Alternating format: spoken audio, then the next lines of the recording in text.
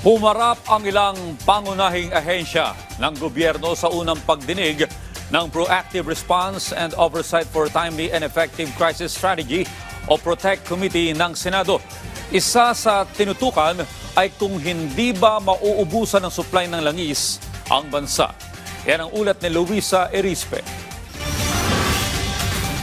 Sa unang pagdinig ng Proactive Response and Oversight for Timely and Effective Crisis Strategy o PROTECT Committee ng Senado, hinimay ng mga senador ang plano ng gobyerno para tugunan ang problema ng bansa ngayon dahil sa sigalot sa Middle East at kung sakaling lumala pa ang sitwasyon.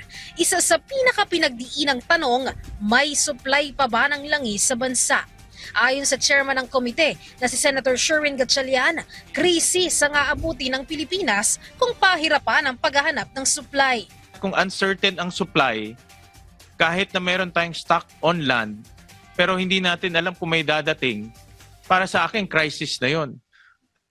So, ang importante ngayon ay marinig namin sa inyong lahat yung inyong mga contingency plans and help us craft a national contingency plan.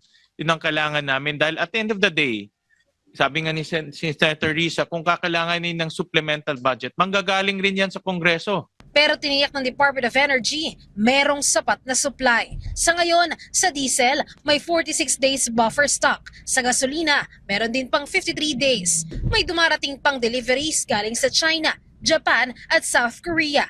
At humahanap na rin sila ng supply na manggagaling sa Estados Unidos at sa India. We're looking for other suppliers, diversification. We have to talk to the countries where we haven't talked to before para sila mag-supply. Now we have US na new and then India, Mr. Chair. Those are not our usual. So papasok na, we're working on that, Mr. Chair, for the next 2 weeks para iba naman yung supplier natin. Kasi if you just get from Southeast Asia, they all get from the Middle East. Di anya mauubusan ng supply. Posible lang talaga ang taas presyo ng langis. What is the likelihood na talagang after 64 days, mauubusan tayo? That will not happen. The worst case is the prices will be really high. And we need to be willing to pay for that. Ngayon kasi ang average is about we'll spend about $200 per barrel.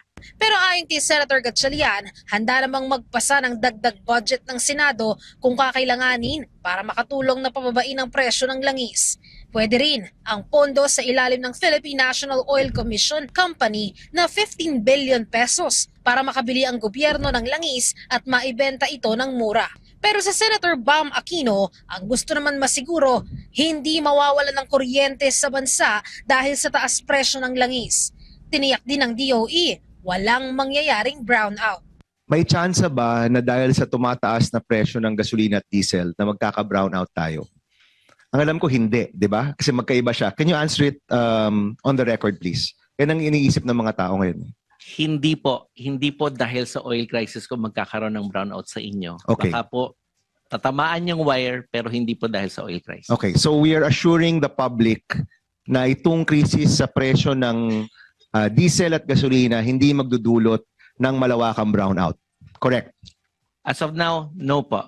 Pero posible pa rin daw na tumaas ang singil sa kuryente. Kaya naman giit ni Gatchalian, sana bantayan ng Energy Regulatory Commission na huwag hayaang sumabay pa sa langis ang kuryente. Dapat gawin ng commission is to make sure na wag naman sabayan yung pag-increase ng kuryente. May power ang commission na i-apply on a staggered basis or mas mahabang basis dahil magiging double whammy sa ating mga consumers, lalo na sa mga public utility vehicle drivers dahil tumaas na yung presyo ng kanilang ng langis, hindi naman sila makapagtaas ng pamasahe, tapos tataas pa yung kuryente na babayaran nila. Bukod naman sa pagkontrol ng presyo, tiniyak din ng iba pang ahensya ng gobyerno may tulong na ibibigay sa mga tsuper at sa mga magsasaka at mangingisdang apektado ng taas presyo. Ayon sa Department of Agriculture, bukod sa naunang ayuda, sa Abril magsisimula na rin silang mamahagi ng tig 2,000 piso sa 4.175 million na benepisyaryo sa sektor ng agrikultura. we will be releasing yung budget namin of 10 billion pesos yung presidential assistance for farmers and fisher folks na sagaan namin hopefully by the week of April 6.